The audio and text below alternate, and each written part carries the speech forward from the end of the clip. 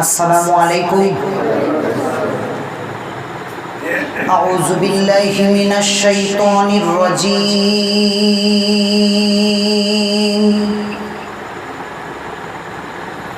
बिस्मिल्लाहिर रहमानिर रहीम।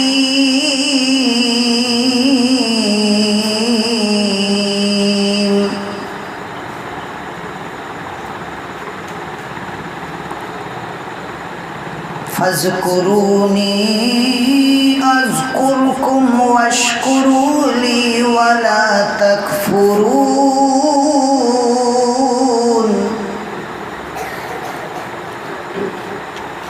या अय्युहल्लज़ीना आमनु इस्तईनु बिस्सब्रि वस्सलाह।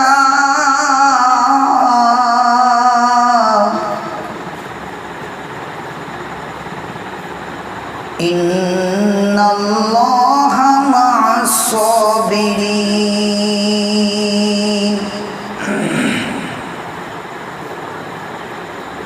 वला तक़ूलू लिमन युक़तलु फ़ी सबीलिल्लाहि अमवात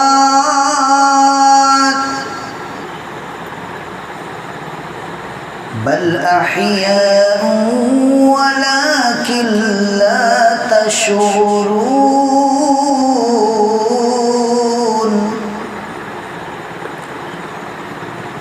वलनब्लुवन्नकुम बिशैइन मिनल खौफि वल जू'i वनक़्सिम मिनल अम्वालि वल अन्फुसि वस्समरात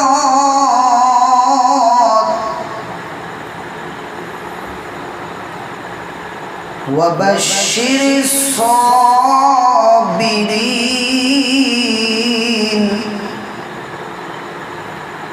अल्लज़ीना इज़ा असाबतहुम मुसीबतुन क़ालू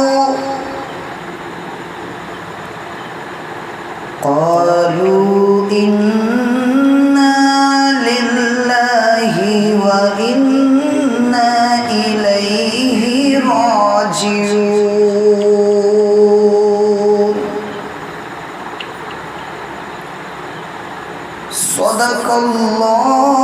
सदक़ल्लाहुल अज़ीम। अल्लाहुम्मा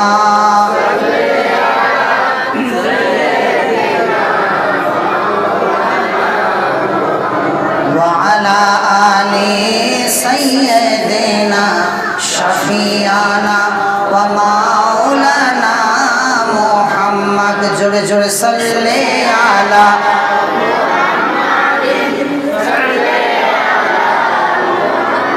सल्ले अला मुहम्मदिन सल्ले अला मुहम्मद।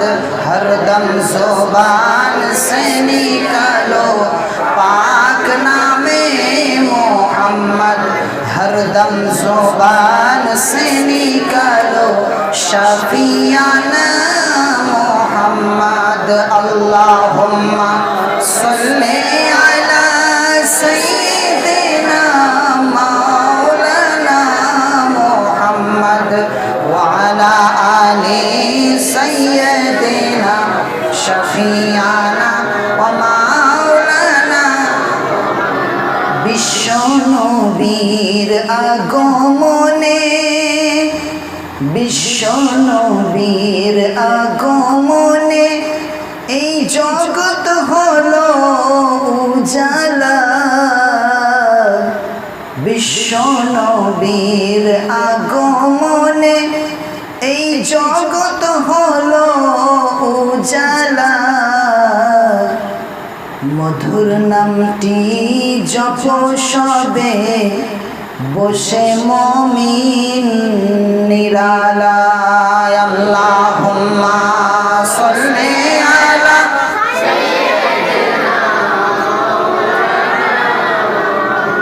व अला आलि सय्यिदिना शफ़ीआना व मौलाना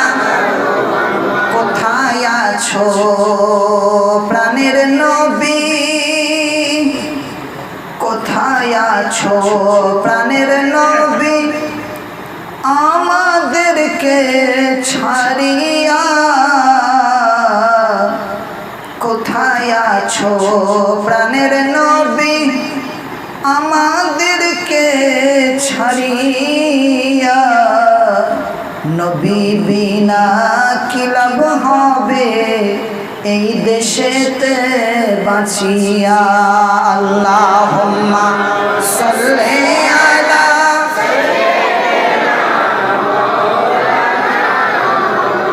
ওয়া আলা আলি সাইয়্যিদিনা শাফিয়ানা ওয়া মাওলানা মেঘ এসে ছায়া করে মোর নবীজির মাথাতে আর সর্প এসে হাওয়া করে মোর নবীজির গায়েতে মেঘ এসে ছায়া করে মোর নবীজির মাথাতে আর সর্প এসে হাওয়া করে মোর নবীজির গায়েতে তাকিয়ে দেখেন দয়ার নবী রহমতেরই খাজানা দিন দুনিয়ার বাদশাহ সেজে তাজদারে মদিনা আল্লাহুম্মা সাল্লি আলা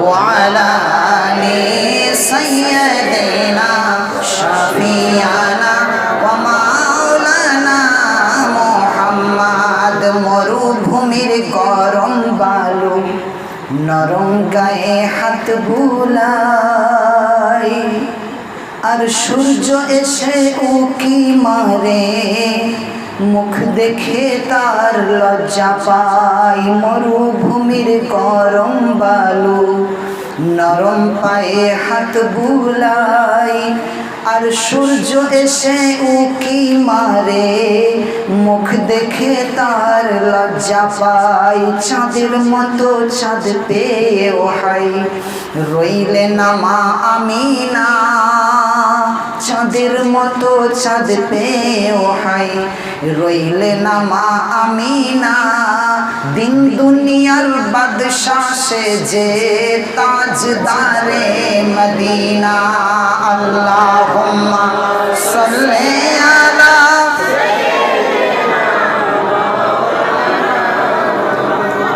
ওয়া আলা আলি সাইয়্যিদিনা শাফিয়ানা ওয়া মাওলানা মুহাম্মদ কলেমা সঙ্গের সাথী কলেমা গোরের বাতি বলুন কলেমা সঙ্গের সাথী কলেমা গোরের বাতি কলেমা সঙ্গের সাথী কলেমা গোরের বাতি কলমা ছাড়া নাই কো গতি কলমা ছাড়া নাই কো গতি পড়ো কলেমা দিবারাতি লা ইলাহা ইল্লাল্লাহ লা ইলাহা ইল্লাল্লাহ লা ইলাহা ইল্লাল্লাহ মুহাম্মাদুর রাসূলুল্লাহ হাসবি রাব্বি জাল্লাল্লাহ মা ফি কলবি গায়রুল্লাহ হাসবি রাব্বি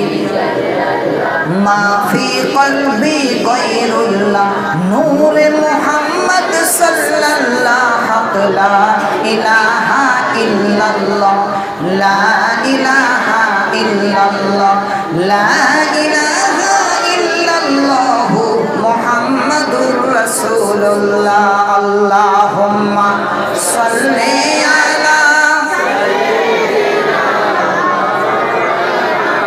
ওয়া আলা আলি সাইয়্যিদিনা শাফিয়ানা ওয়া মাওলানা পাই যদি নবী গো আপনার দিদার আমি প্রত্যেকটা মজলিসে এই ছন্দগুলো কেন বলি জানেন যাতে করে আপনাদের সকলের এগুলি মুখস্থ হয়ে যায় কারণ আশিকে রসুলের জবানে সবসময় এই কথাগুলো থাকা দরকার একবার বলুন সুবহানাল্লাহ পাই যদি নবী গো আপনার দিদার পাই যদি নবী গো আপনার দিদার, মৌতের যন্ত্রণা থাকবে না আমার। পাই যদি নবী গো আপনার দিদার, মৌতের যন্ত্রণা থাকবে না আমার।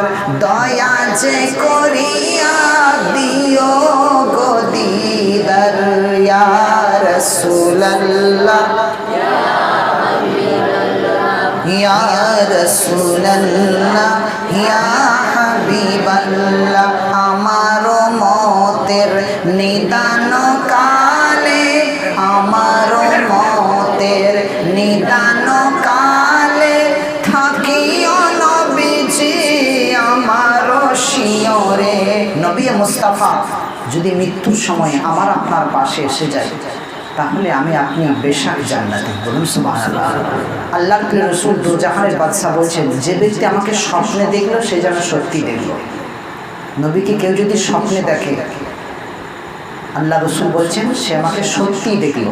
কারণ শয়তান সবার রূপ ধারণ করতে পারে, কিন্তু নবীর রূপকে কখনো ধারণ করতে পারে না, এই ক্ষমতাটা তার নাই। সেই জন্য আল্লাহ রাসূল বলছেন, যে ব্যক্তি আমাকে স্বপ্নে দেখলো সে যেন আমাকে সত্যিই দেখলো। আর কেউ যদি আমাকে একবার দর্শন করে নিল, তার জন্য জাহান্নামের আগুনটা হারাম হয়ে গেল। বলুন সুবহানাল্লাহ। আমাদের সকলের মনের আকাঙ্ক্ষা, মনের তামান্না, মনের চাহাত, মনের আরজি যে একবার নবী মুস্তাফার যদি হায়াতের জিন্দগিতে দিদার হয়ে যায়, তাহলে আমার নসিবটা ফিরে যাবে। আমার মতের নিদান কালে, আমার মতের নিদান কালে থাকিও নবীজি আমার শিয়রে। দেখিব আপনাকে দুই নয়ন ভরে, ইয়া রাসূলুল্লাহ ইয়া হাবিবাল্লাহ ইয়া রাসূলুল্লাহ ইয়া। মাতা পিতা যাহাদের অন্ধকার কবরে, মাতা পিতা যাহাদের অন্ধকার কবরে, দেখিও নবীজি মায়ারি নজরে।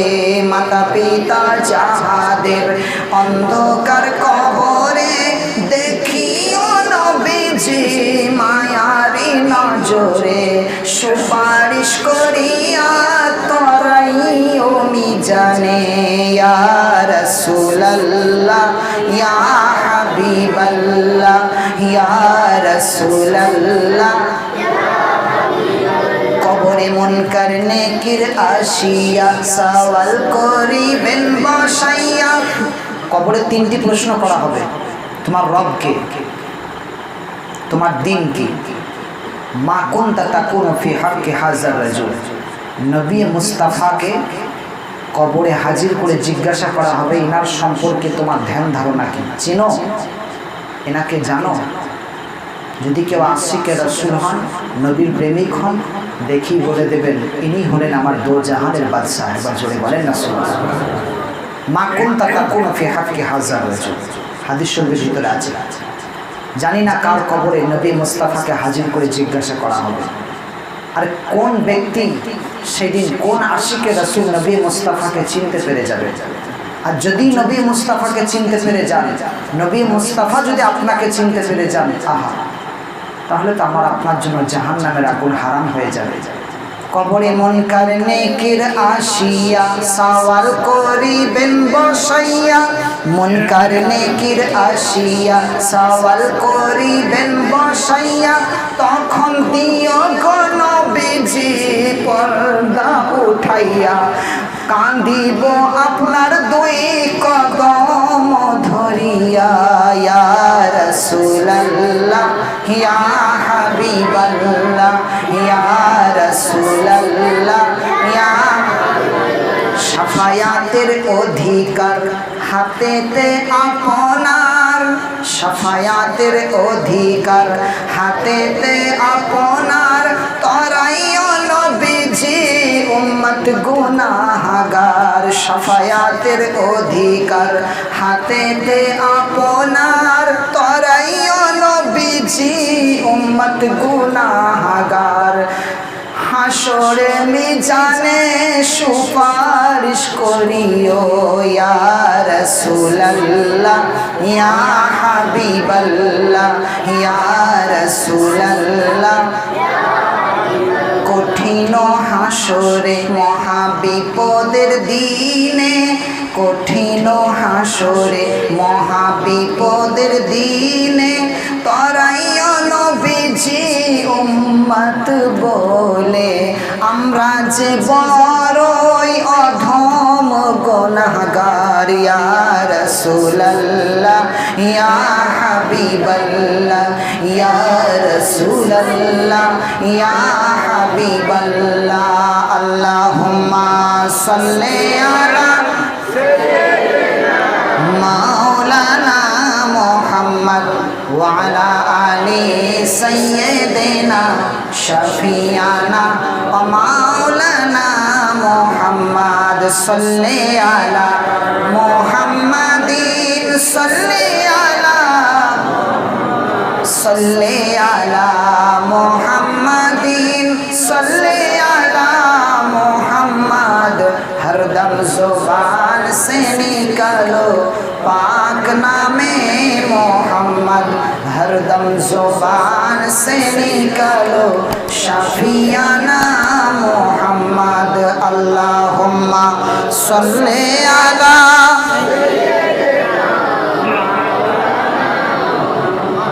व अला आलि सय्यिदिना शफियाना व मौलाना मुहम्मद। अल्हम्दुलिल्लाह अल्हम्दुलिल्लाहि कफ़ा व सलामुन अला इबादिहिल्लज़ीना इस्तफ़ा अम्मा बअद।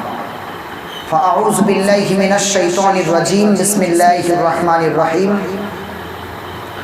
इम्मा यब्लुगन्ना इंदकल किबरा अहदुहुमा औ किलाहुमा फला तक़ुल लहुमा उफ़्फ़िन वला तनहरहुमा वक़ुल लहुमा क़ौलन करीमा वख़्फ़िज़ लहुमा जनाहा ज़ुल्लि मिनर रहमा वक़ुल रब्बिरहमहुमा कमा रब्बयानी सग़ीरा। सदक़ल्लाहुल अलियुल अज़ीम व सदक़ रसूलुहुन नबियुल मतीनुल करीम व नहनु अला ज़ालिका लमिनश शाहिदीन वश्शाकिरीन। अल्हम्दुलिल्लाहि रब्बिल आलामीन। समस्त प्रशंसा, समस्त गुणगान, गुणकीर्तन, आराधना, आलोचना যাই বলেন একমাত্র আমাদের মালিক মাওলা আল্লাহ পাকের জন্য, যিনি অসীম করুণা করে, দয়া করে, মেহেরবানি করে আমাদের সবাইকে কিছুক্ষণের জন্য দুনিয়ার সমস্ত কাজকর্ম থেকে মুক্ত করে একটি জান্নাতি মাহফিলে বসবার সুযোগ করে দিয়েছেন, যার দরবারে সবাইকে আমাদের একদিন নির্দিষ্ট সময়ে ফিরে যেতে হবে। যাব না একথা কখনোই বলা যাবে না, আমি আমার সুযোগ মতো যাব বললেও হবে না। ডাক যখন এসে যাবে, সময় যখন হয়ে যাবে, আমাকে আপনাকে এই মায়ার পৃথিবী ছেড়ে চলে যেতে হবে, এক সেকেন্ড এদিক ওদিক হবে না। যে অবস্থায় থাকবো সে অবস্থাতেই যেতে হবে। দাঁড়িয়ে থাকলে বসতে দেবে না, বসে থাকলে দাঁড়াতে দেবে না, শুয়ে থাকলে উঠতে দেবে না, উঠে থাকলে শুতে দেবে না, চোখের পাতা বন্ধ থাকলে চাইতে দেবে না, চেয়ে থাকলে চোখের পাতা বন্ধ করার সুযোগ দেবে না। কুল্লু নাফসিন যায়কাতুল মাউত সুম্মা ইলাইনা তুরজাউন। মৃত্যুর স্বাদ প্রত্যেকটি নফসকে গ্রহণ করতে হবে। মৃত্যুর দুয়ারে আমাকে আপনাকে নির্দিষ্ট সময়ে হাজির হবে, আর মৃত্যু যখন এসে যাবে আর সুযোগ দেবে না, আর সময় দেবে না। যে অবস্থাতে থাকবো সে অবস্থাতেই চলে যেতে হবে, যেখানে যাবার পর দুনিয়ার কোনো শক্তি, কোনো বল আর কাজ করবে না। যত বলই থাক, যত পাওয়ার থাক, যত ক্ষমতা থাক, সব কিছু নিষ্ক্রিয় হয়ে যাবে, শেষ হয়ে যাবে। মৃত্যুর পর আখিরাতের জিন্দেগিতে, কবরের জিন্দেগিতে যে যেমন কাজ করবে সে তেমন ফল পাবে। আল কোরআন এত বড় ক্ষমতার মালিক যিনি, তিনি হচ্ছেন আল্লাহ, যিনি আমাদের সবাইকে একটি জান্নাতি মাহফিলে বসিয়েছেন। কৃতজ্ঞতা প্রকাশ করি, একসাথে আওয়াজ দিয়ে বলুন আলহামদুলিল্লাহ। তারপরে পরে আমার আপনার নবী, বিশ্বনবী সরওয়ারে কায়নাত, তাজদারে মদিনা, আহমদে মুজতবা, যার নাম এখানে ওখানে, আসমানে জমিনে, জান্নাতের বাগানে, এক কথায় সর্বস্থানে, যিনি না এলে, যিনি না হলে, যিনাকে না পাঠালে আপনি আমি, ইরাওয়ালা তারা, আসমান জমিন, পাহাড় পর্বত, চন্দ্র সূর্য গ্রহ নক্ষত্র, নদ নদী, মানব দানব, পশু পক্ষী, কীট পতঙ্গ, আরশ কুরসি, লৌহ কলম, এক কথায় আল্লাহ পাক কিছুই সৃষ্টি করতেন না। যিনি দাঁড়ালে ধরনের স্থিরতা লাভ করে, যিনি কাঁদিলে জাহান্নাম ভয় পায়, যিনি হাসিলে জান্নাত সুসজ্জিত হয়, যিনার আঙ্গুলের ইশারায় চাঁদ দ্বিখণ্ডিত হয়, যিনি রাস্তা দিয়ে পেরিয়ে গেলে সেই রাস্তাটা মেশকে আম্বারের মতো খুশবুদার হয়ে যায়। সাহাবাদের কাছে এসে জিজ্ঞাসা করা হয়েছে বিশ্বনবী কোথায় গেছেন। সাহাবারা যদি না জানতেন লোকেশন বলে দিতেন, চলে যাও, নবী মুস্তাফা যে রাস্তা দিয়ে গেছেন সেই রাস্তাটা মেশকে আম্বারের মতো খুশবুদার হয়ে গেছে। বলুন সুবহানাল্লাহ। সেই মহান নবী, বিশ্ব নবী, শ্রেষ্ঠ নবী, সেরা নবী, সরওয়ারে কায়নাত, তাজদারে মদিনা, আহমদ মুস্তফা, মোহাম্মদ মুস্তাফা রসুল আরবি সাল্লাল্লাহু তাআলা আলাইহি ওয়া আলিহি ওয়াসাল্লাম বিশ্ব নবীর দরবারে অসংখ্য অগণিত দরুদ সালাম ও শান্তির ধারা বর্ষিত হোক। বলুন আমিন। পবিত্র কোরআন শরীফ থেকে একটি আয়াত পাঠ করলাম, ইম্মা ইয়াবলুগান্না ইনদাকাল কিবারা আহাদুহুমা আও কিলাহুমা ফালা তাকুল লাহুমা উফিন ওয়ালা তানহারহুমা ওয়া কুল লাহুমা কাওলান কারীমা ওয়াখফিজ লাহুমা জানাহা যুল্লি মিনার রাহমা ওয়া কুর রাব্বিরহামহুমা কামা রাব্বায়ানি সগীরা। এই আয়াত সম্পর্কে দু একটি কথা বলবো, তার আগে যে বিষয়ের উপরে কিছু বলা দরকার সে বিষয়টি হচ্ছে কুল্লু নাফসিন যায়কাতুল মাউত। আমরা বসেছি সওয়াব রেসানির জন্য, ইসালে সওয়াবের উদ্দেশ্যে আমরা বসেছি। একটাই উদ্দেশ্য, সেটা হচ্ছে এই বাড়ি থেকে চলে গেছেন এনাদের মাতা পিতা, তাদের রুহের মাগফিরাতের উদ্দেশ্যে আজকে এই মাজলিস। কুল্লু নাফসিন যায়কাতুল মাউত, মৃত্যুর স্বাদ প্রত্যেকটি নফসকে গ্রহণ করতে হবে। আমি আগেই বললাম যে মৃত্যু নির্দিষ্ট সময়ে হাজির হবে, আর যখন হাজির হবে আর সময় দেবে না। আমরা দুনিয়াতে মনে করি যে আমরা হয়তো 60 বছর বাঁচবো, 70 বছর বাঁচবো, 80 বছর বাঁচবো, 100 বছর বাঁচবো, এইরকম একটা ধারণা থাকে। কিন্তু না, মৃত্যু যে কার কখন আসে কেউ জানে না। এই আমি বসে কথা বলছি, আমি কথা শেষ পর্যন্ত পৌঁছাতে পারবো কিনা জানি না, ওয়াজটা শেষ হবে কিনা তাও নিশ্চয় জানি। তার আগে মৃত্যু এসে যেতে পারে, আল্লাহ যদি হুকুম হয়ে যায়। আপনারা বসে আছেন, বাড়ি পর্যন্ত পৌঁছাতে পারবেন তার কোনো নিশ্চয়তা আছে? কোনো গ্যারান্টি নাই। সত্য আর মিথ্যা, মৃত্যুটা হলো সত্য, বেঁচে থাকাটা হলো মিথ্যা। কিন্তু অবাক আশ্চর্য যে মানুষ মিথ্যার পেছনে দৌড়ায় কিন্তু সত্যটাকে ভুলে যায়। মানুষ অনেক টাকা খরচা করে, অনেক চেষ্টা করে, অনেক ঘাম ঝরায়, অনেক রক্ত ঝরায়, কিন্তু সর্বশেষ মৃত্যুর দুয়ারে পৌঁছাতে হয়। কারণ এটা যে সত্য। মৃত্যুকে জিজ্ঞাসা করা হয়েছিল, মানুষ তোমাকে গ্রহণ করতে চায় না কেন? মানুষ তোমাকে নিতে চায় না কেন? আর জীবনকে জিজ্ঞাসা করা হয়েছিল, তোমাকে মানুষ নিতে চাই কেন? তোমাকে মানুষ পেতে চাই কেন? তো তখন যে হায়াত, জিন্দেগি, সে তখন বলে আমি যে মিথ্যা, তাই মানুষ আমাকে নিতে চায়। আর মৃত্যু বলে আমি যে বেদনাদায়ক সত্য, তাই মানুষ আমাকে নিতে চায় না। বেঁচে থাকা আর মৃত্যুবরণ করা, বেঁচে থাকাটা মিথ্যা আর মৃত্যুটাই হলো সত্য, কিন্তু সত্যটাকে মানুষ ভুলে যায়। একটা মানুষ ভালো হবার জন্য, নিজের ইমানি পথে চলবার জন্য, সঠিক পথে চলবার জন্য, নিজের জীবনটাকে সরল সঠিক পথে পরিচালিত করার জন্য একটি আমল যথেষ্ট, সেটা হলো মৃত্যুকে স্মরণ। অন্তর থেকে মানুষ যদি মৃত্যুকে স্মরণ করতে পারে, তার জীবনটা পাল্টে যাবে, তার জিন্দেগিটা পাল্টে যাবে।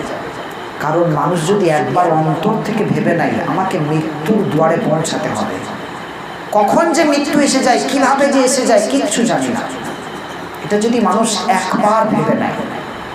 একজন বাদশাহ বসে আছে তার রাজ দরবারে, আর এক ব্যক্তি প্রবেশ করেছে, একটা গরিব মানুষ। তো প্রবেশ করে বাদশাকে সালাম দিয়ে বলছেন, হুজুর আপনার জন্য একটা উপহার নিয়ে এসেছি, আপনার জন্য একটা উপহার নিয়ে এসেছি। কি উপহার?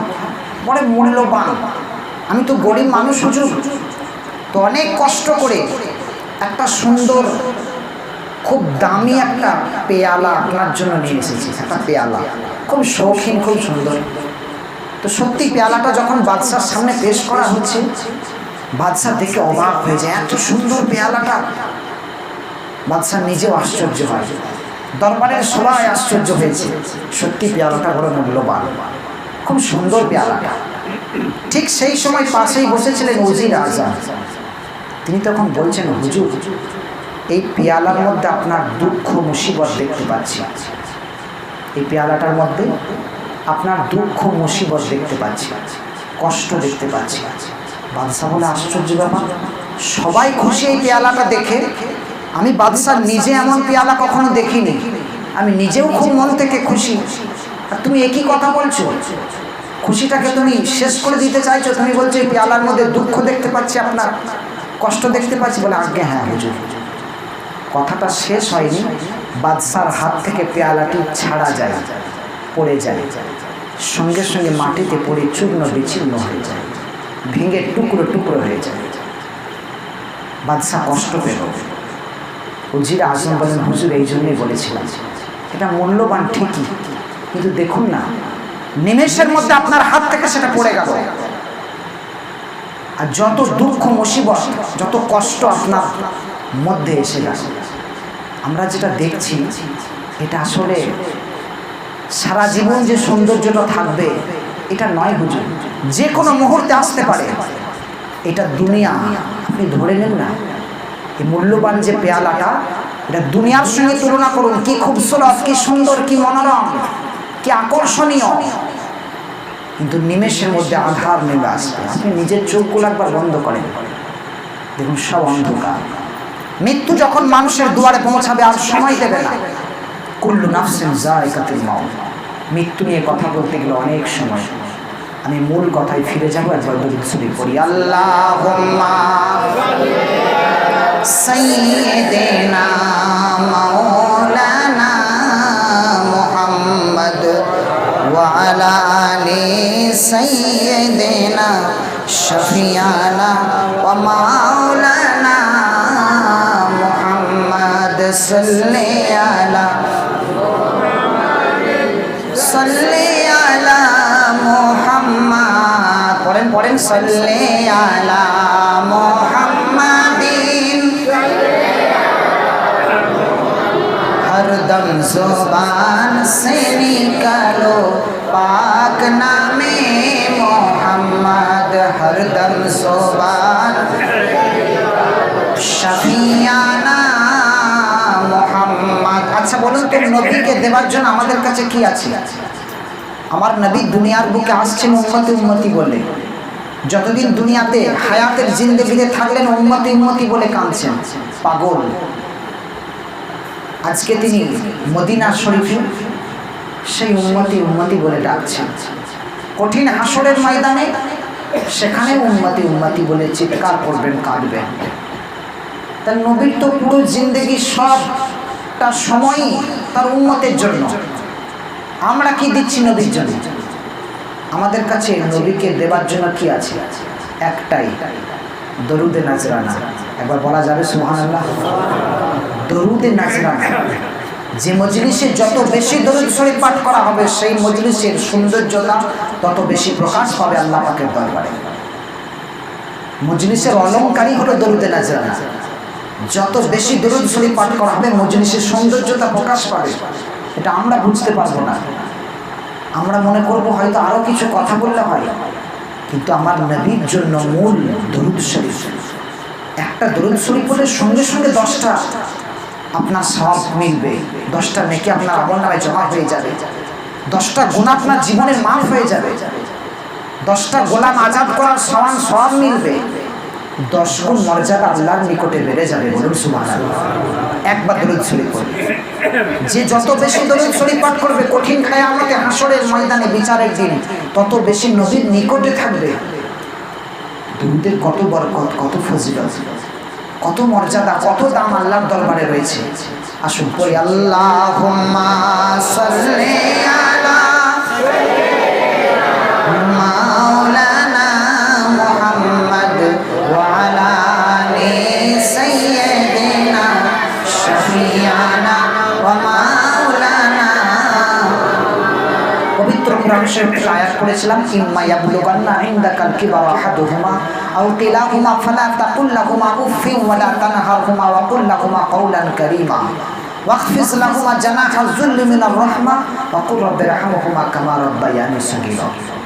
প্রিয় শ্রোতা মণ্ডলী, আল্লাহ পাক বলছেন, তোমার মাতা পিতার মধ্যে দুজনের একজন যদি তোমার কাছে বৃদ্ধ অবস্থায় পৌঁছে যায়, বার্ধক্যে পৌঁছে যায়, তাদের সেবা করো, তাদের দেখাশোনা করো, তাদের সুবিধা অসুবিধাটুকু বোঝো, তারা কি চায়, কি খেতে চায়, কি বলতে চায়, সেটা বোঝার চেষ্টা করো, সাধ্যমতো করার চেষ্টা করো, তাদের প্রয়োজনটুকু মেটানোর চেষ্টা করো।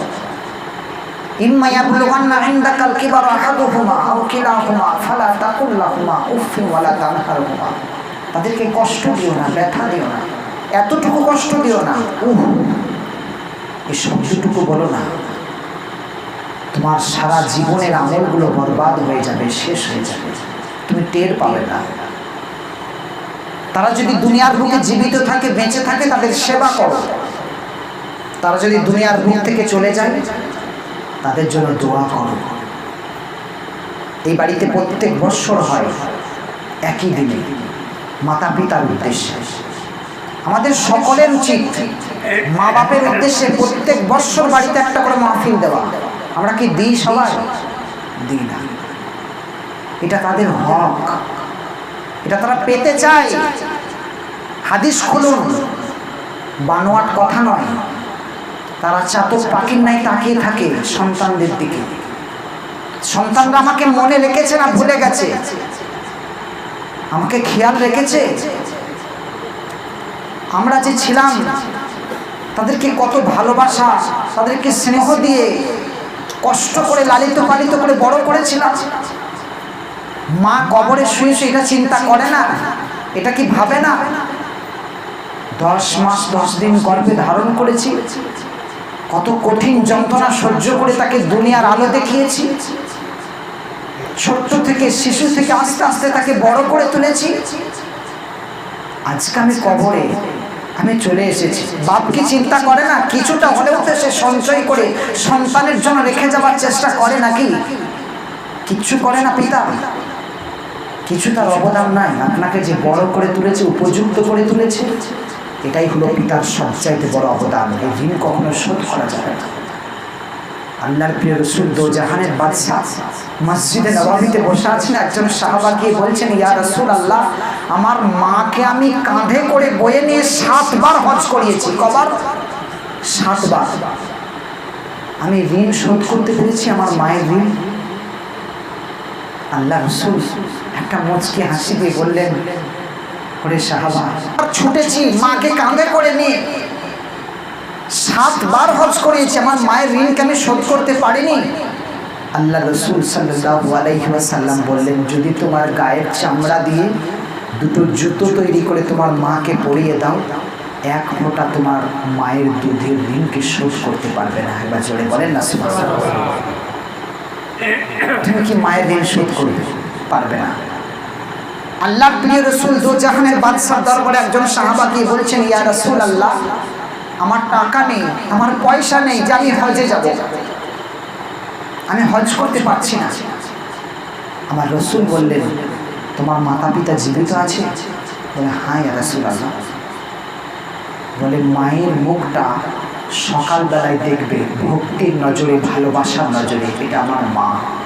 আল্লাহ পাক তোমার নামায় আমলে একটা কবুল হজের সওয়াব দান করবেন। জোরে বলেন।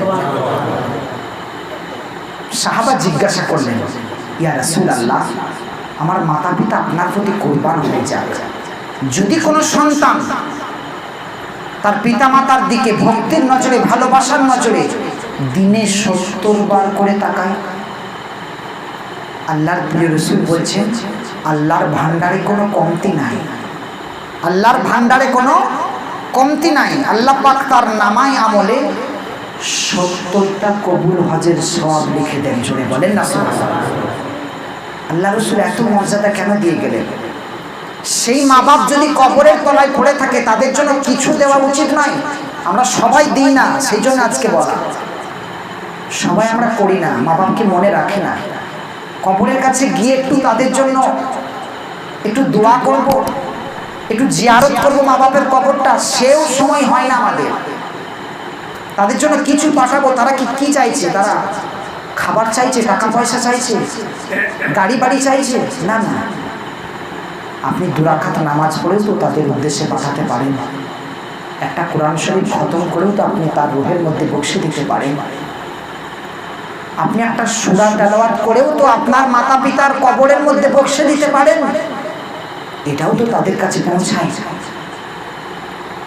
একটা মৃত ব্যক্তির কাছে যখন সওয়াবটা দুনিয়াবাসীর তরফ থেকে যায়, তখন সে এত খুশি হয় যে গোটা কবরবাসীকে খুশির সঙ্গে দেখাতে থাকে, বলতে থাকে, দেখো আমার সন্তান আমার জন্য আজকে সওয়াব পাঠিয়েছে, আমার সন্তানরা আজকে আমার জন্য তোহফা পাঠিয়েছে, হাদিয়া পাঠিয়েছে, কত নেকি পাঠিয়েছে।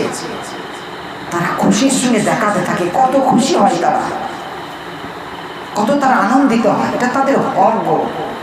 বছরে একটা হলেও বাড়িতে মাহফিল দিয়ে মাতা পিতার রুহের মাগফিরাতের উদ্দেশ্যে তাদের কাছে কিছু সওয়াব পাঠানোর ব্যবস্থা করা প্রয়োজন। এটা উচিত, সন্তানের কর্তব্য। আমি যদি না করি আমার সন্তান করবে না, এটা মনে রাখুন।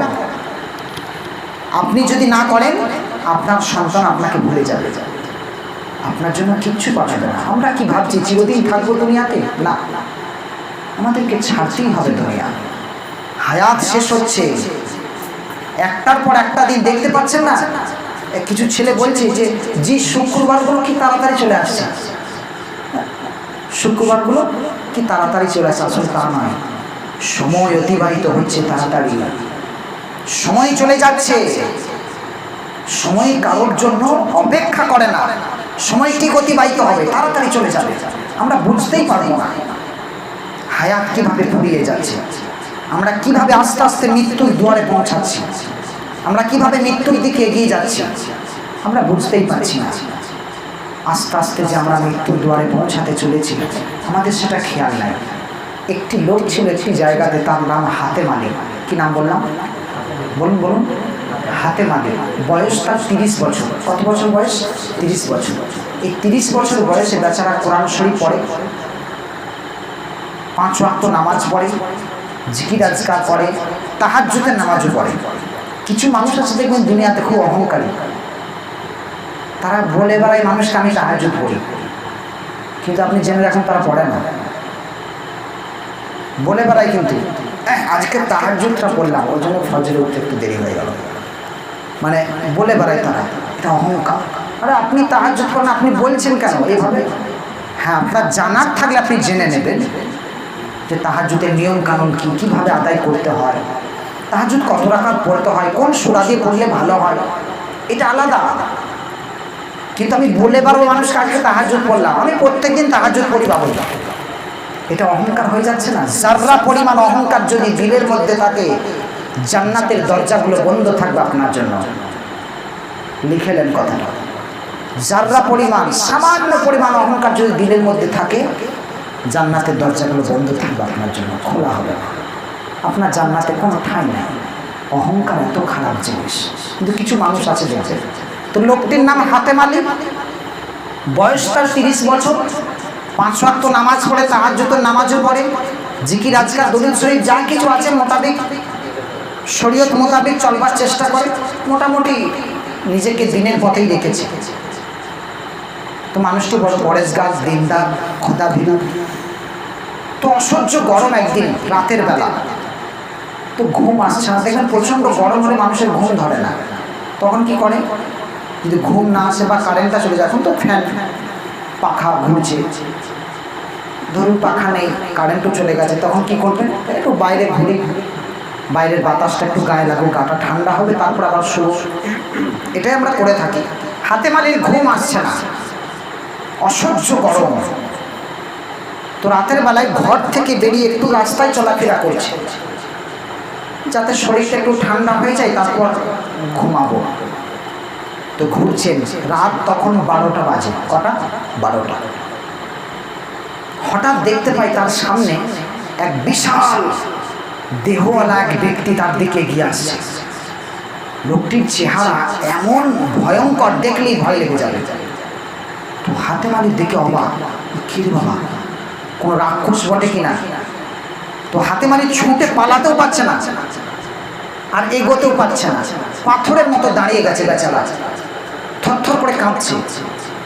যখন সেই বিকট আকৃতির লোকটা হাতেমালির সামনে এসে হাজির হয়, তখন হাতেমালি উবুড় হয়ে পড়ে পা দুটোকে জড়িয়ে ধরে বলছে, হুজুর আমাকে মারবেন না, আমাকে খেয়ে ফেলবেন না হুজুর। আরে আশ্চর্য ব্যাপার, তোমাকে মারবই বা কেন, খাবই বা কেন? তুমি কি আমার ক্ষতি করেছো যে তোমার আমি ক্ষতি করতে যাবো? তুমি তো কোনো অপরাধ করোনি, ছাড়ো ছাড়ো আমার পা ছাড়ো, আমাকে আমার নিজের কাজে যেতে দাও। তো হাতেমালি তখন তাকিয়ে বলছি, হুজুর আপনার চেহারার সঙ্গে কথাবার্তার মিল নেই, কথাবার্তা আপনার এত সুন্দর আর চেহারা দেখে মনে হচ্ছে আপনি আমাকে খেয়েই ফেলবেন। তো হুজুর আপনার নামটা একটু জানতে পারি? বলো আমার নাম, আমি হলাম মালেকুল মওত। কি? মালাকুল মওত। তখন হাতেমালি বলে, হুজুর আপনি আজরাইল ফেরেশতা? বলে হ্যাঁ আমি আজরাইল ফেরেশতা। তখন হাতেমালি আরো মজবুত করে ধরেছে বাজনা, হুজুর জীবনে আপনার নামটা শুনেছি, চোখে কোনোদিন দেখিনি, আর আজকে যে আপনার সঙ্গে আমার সাক্ষাৎ হবে কখনো কল্পনাও করিনি। আজ আমার জীবন ধন্য, সার্থক। হুজুর আপনার সঙ্গে দেখা হয়ে গেছে, একটা আবেদন রাখবো, মঞ্জুর করতে হবে হুজুর। বলে আবেদন? বলো কি আবেদন? মানে হুজুর আমার বাগান পুকুর যথেষ্ট আছে, বিবি ছেলে মেয়েদেরকে নিয়ে বেশ সুখেই জীবনযাপন করছি, তো সব থেকে মূল কথা হলো এই দুনিয়াটা আমার বড় ভালো লেগে গেছে হুজুর। তো তাই বলছিলাম আপনার হাতে যখন যান প্রাণ, আপনি যখন প্রাণকে কবজ করেন, বের করেন, রূহকে বের করেন, মানুষের মৃত্যুর জন্য আপনি যখন এগিয়ে যান, আপনারই যখন হাত রয়েছে, আমার প্রতি একটু মেহেরবানি করতে হবে, একটু দয়া করতে হবে হুজুর। মানে সবারই যান কবজ করবেন, আমারটা বাদ দিয়ে। তো তখন মালেকুল মওত আজরাইল ফেরেশতা বলে, না এটা হবে না, কারণ আমি তো নিজের ইচ্ছাই জান কবজ করি না, আল্লাহ আমাকে যার প্রাণ কবজ করার আদেশ দেন আমি তারটা করি। আল্লাহ যদি বলেন যে যাও আজরাইল ওই হাতেমালি জানটা কবজ করে নিয়ে এসো, আমি যদি না করি তাহলে তো আল্লাহ পাক আমাকে দূর করে দেবে, আমি আল্লাহর হুকুমকে অমান্য করব, এটা তো কখনোই সম্ভব নয়। তো তখন হাতেমালি বলে, হুজুর দেখা হলো কিন্তু কাজ হলো না, দেখা হলো কিন্তু কাজের কাজ কিছু হলো না, কিছু তো পেলাম না আপনার কাছ থেকে। তখন আজরাইল ফেরেশতা বলছে, একটা কথা তোমাকে বলে যাচ্ছি, একটা কাজের কথা তোমাকে বলে দিয়ে যাই, একটা সান্ত্বনা দিয়ে যাচ্ছি তোমাকে। বলে বলুন বলুন হুজুর। বলে মৃত্যুর আগে মৃত্যুকে স্মরণ করিয়ে দেওয়ার জন্য তোমার কাছে চিঠি আসে, আর সেই চিঠি পেয়ে তুমি সাবধান হয়ে যাবে, নামাজ রোজা ভালো করে করবে, পরেশগারিতা অবলম্বন করবে, তসবিহ তরা জিকির আজকার করবে, সমস্ত খারাপ কাজ থেকে নিজেকে বাঁচাবে, ভালো কাজ বেশি বেশি করে করবে। আল্লাহ পাক তোমার জীবনের সমস্ত গোনা খাতাগুলোকে মাফ করে নেকি দিয়ে বদল করে দেবেন। সূরা ফুরকানের শেষ রুকুতে আল্লাহ পাক এই কথাটাই বলেছেন, মান তাবা ওয়া আমানা ওয়া আমিলা আমালান সালিহান ফাউলাইকা ইউবাদদিলুল্লাহু সাইয়্যাতিহিম হাসানাত ওয়া কানা আল্লাহু গফুরুর রহিমা। যে ব্যক্তি তওবা করে ঈমানকে মজবুত করে ধরে সৎকর্ম করবে, আল্লাহ পাক তার অতীতের গুনাহগুলোকে নেকি দিয়ে বদল করে দেবেন। আল্লাহ পাক বড় দয়ালু এবং ক্ষমাশীল, বলুন সুবহানাল্লাহ। এবার হাতেমালি পা দুটিকে ছেড়ে দিল, আজরাইল মোটামুটি এবার সেখান থেকে চলে গেল। এবার হাতেমালি কি ভাবছে দেখুন, যেটা আমরা ভাবি, আমরা যেটা চিন্তা করি যে এখন থেকে নামাজ রোজা করে কি করব, এখন অনেক বয়স বাকি, সে বুড়ো হলে পড়বো যখন আর ভালো করে চলতে পারবো না, আধখানা উঁচু হবে আর আধখানা হবে না, উঁচু করবো আবার উঁচু ভেঙে যাবে, তখন নামাজ পড়বো। এটা আমাদের চিন্তা, এটা আমাদের ভাবনা। যুবক বেলার 1 ঘন্টার ইবাদত, বৃদ্ধ বয়সের সারা রাত ইবাদত, তার চাইতে ওই যুবকটার ইবাদতের মূল্য আল্লাহর দরবারে অনেক অনেক বেশি। একবার জুড়ে বলেন না সুবহানাল্লাহ। একটা যুবক, তার যদি একটু সন্দেহ হয়, সঙ্গে সঙ্গে সে তার জামাটাকে চেঞ্জ করে নেবে, তার লুঙ্গিটাকে সে পাল্টে নেবে, তার শরীরে একটা জায়গায় নাপাক লেগে গেছে, একটু সন্দেহ হচ্ছে, সঙ্গে সঙ্গে সে গা ধুয়ে নেবে। ক্ষমতা আছে, বল আছে, পাওয়ার আছে, শক্তি আছে। উঁচু করতে গেছে, একটা জায়গা শুকনো মনে হলো, সঙ্গে সঙ্গে ধুয়ে ফেলবে, ভালো করে দেখবে, কারণ তার বল আছে, তার নজর আছে, তার দৃষ্টি আছে। তুমি যখন বুড়ো হয়ে যাবে বয়স যখন হয়েছে মনে থাকবে? আপনি দেখতে পাবেন, উজু করবেন, দেখবেন এক জায়গায় মনে করেন ধুয়ে নিয়েছে, ওরা হাতটা শুকনো রয়ে গেছে, ওই নামাজ পড়ে চলে যাবে। এই জন্য এটা চিন্তা ভাবনা যেন না করে যে বুড়ো হলে পড়বো, সেই ইবাদতটা কবুল হবে কিনা সেটাও তো আপনি নিশ্চয়তা নেই। তার মানে এটা বলছি না যে যারা বয়স্ক মানুষ আছেন নামাজ রোজা করছেন আপনারা ভাবছেন যে তাহলে কি আমরা ছেড়ে দেবো নাকি। জি না, আমি সেটা বলতে চাইছি না। মানে আমরা যেটা বলতে চাইছি যে এটা যেন না ভাবি যে বুড়ো হলে পড়বো, বয়স হলে পড়বো, এখন থেকে ইবাদত বান্দেগি কিচ্ছু করবো না, এখন তো ঘুরে বেড়ানোর সময়, এখন তো কিছু কামিয়ে নেবার সময়, এখন তো রোজগার করার সময়, এখন আবার ইবাদত করার সময় নাকি। এই চিন্তাটা ছেড়ে দিই, কারণ মৃত্যু কখন এসে যাবে কেউ জানি না, ঠিক কিনা? মৃত্যু কখন কার দুয়ারে পৌঁছাবে, কিভাবে আসবে আপনাকে বলে আসবে না, হঠাৎ চলে আসবে। আমি সেটা বোঝানোর জন্য বলছি।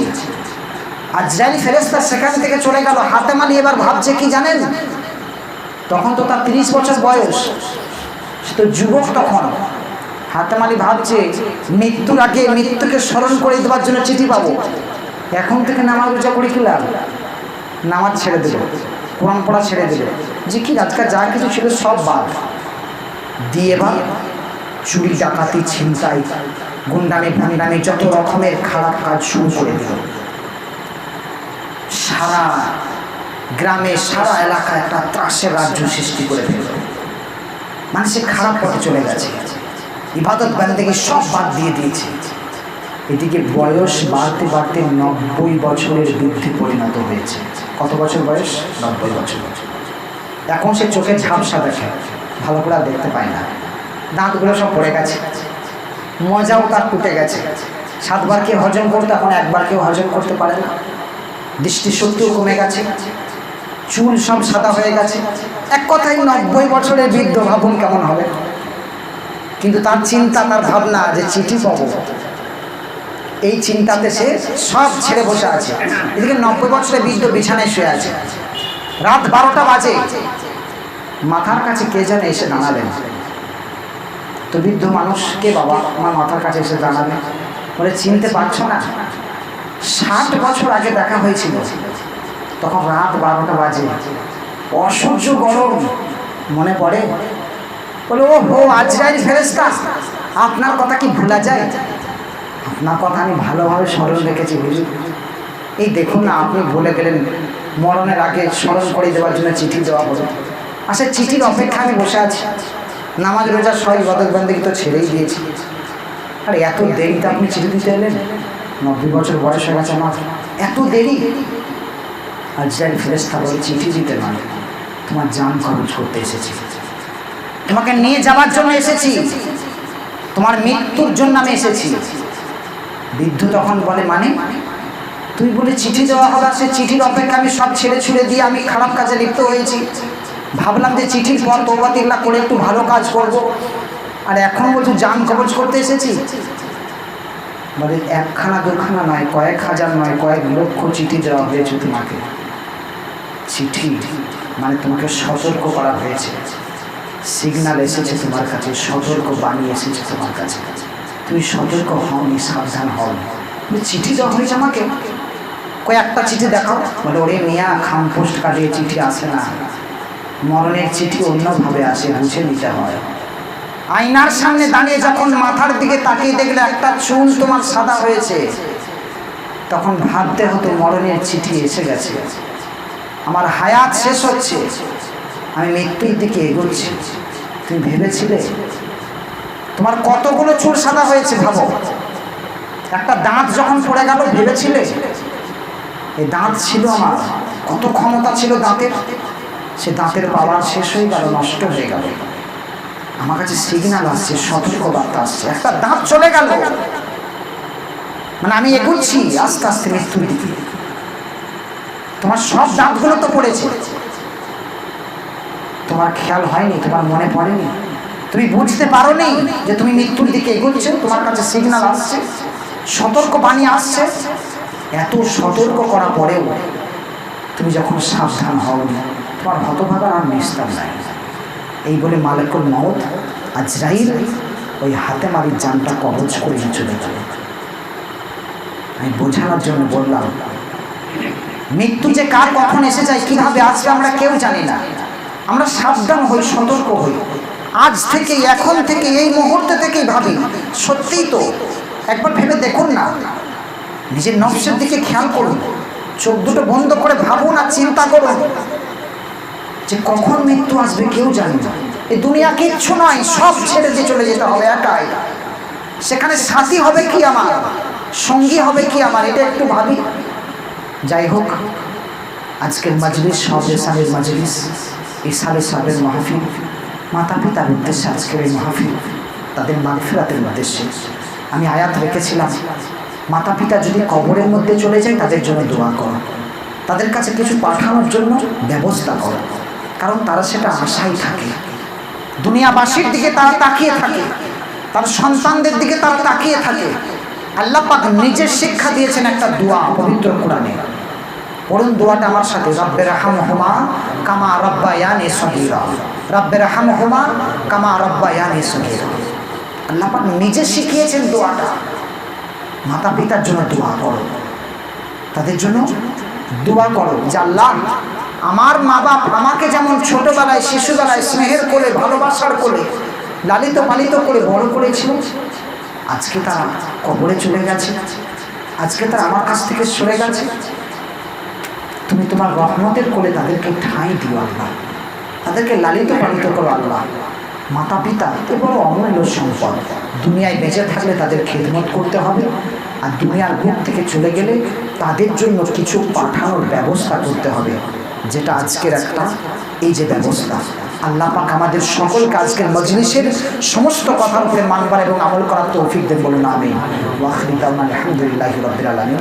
নূর নবীর রওজা পাকে উঠে দাঁড়িয়ে একটু সালাতু সালাম পাঠ করব। ইয়া নবী সালামু আলাইকা, ইয়া রাসূল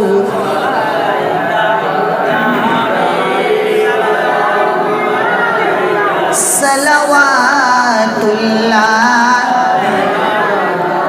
সৈয়দি ইয়া রাসূল আল্লাহ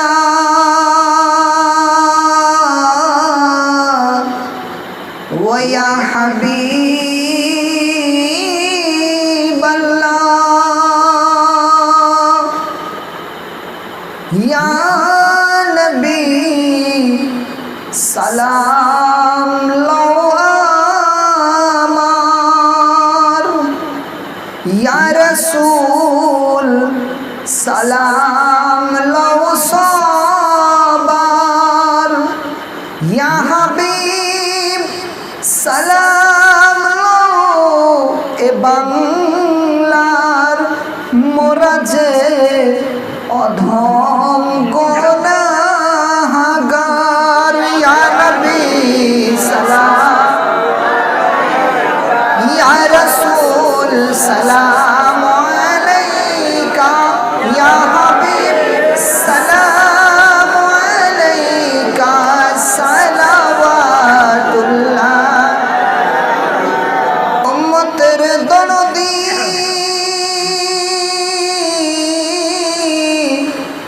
দয়ার নবী, মায়ার নবী গো, মরণে তুমি আসিও, কবরে তুমি থাকিও, হাসরে উম্মত বলিও, কৌসারের পানি পিলাইও, ইয়া নবী সালাম আলাইকা, ইয়া রাসূল সালাম আলাইকা, ইয়া হাবিব সালাম আলাইকা, সালাওয়াতুল্লাহ। নবী গো মদিনায় ডেকে নাও, নাও গো কেন ডাকো না, মনে যে আর মানে না, নিয়ে যাও সোনার মদিনা,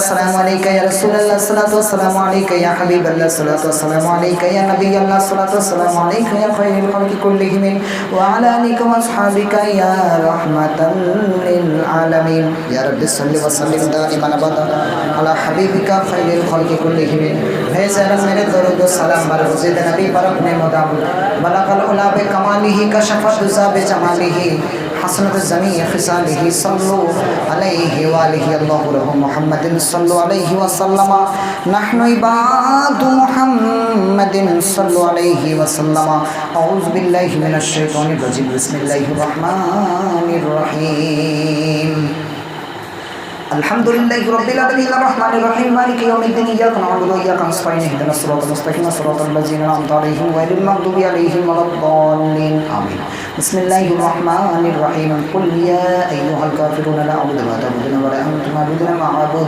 ولا أنا عابد ما عبدتم ولا أنتم عابدون ما أعبد لكم دينكم ولي دين بسم الله الرحمن الرحيم قل هو الله أحد الله الصمد لم يلد ولم يولد ولم يكن له كفوا أحد بسم الله الرحمن الرحيم قل هو الله أحد الله الصمد لم يلد ولم يولد ولم يكن له كفوا أحد بسم الله الرحمن الرحيم قل هو الله أحد الله الصمد لم يلد ولم يولد ولم يكن له كفوا أحد بسم الله الرحمن الرحيم قل أعوذ برب الفلق من شر ما خلق من شر غاسق إذا وقب من شر النفاثات في العقد من شر حاسد إذا حسد بسم الله الرحمن الرحيم قل أعوذ برب الناس ملك الناس إله الناس من الشر الوسواس الخناس الذي يوسوس في صدور الناس من الجنة والناس وإلهكم إله واحد لا إله إلا هو الرحمن الرحيم ألا إن أولياء الله لا خوف عليهم ولا هم يحزنون الذين آمنوا وكانوا يتقون إن رحمة الله قريب من المحسنين وما أرسلناك إلا رحمة للعالمين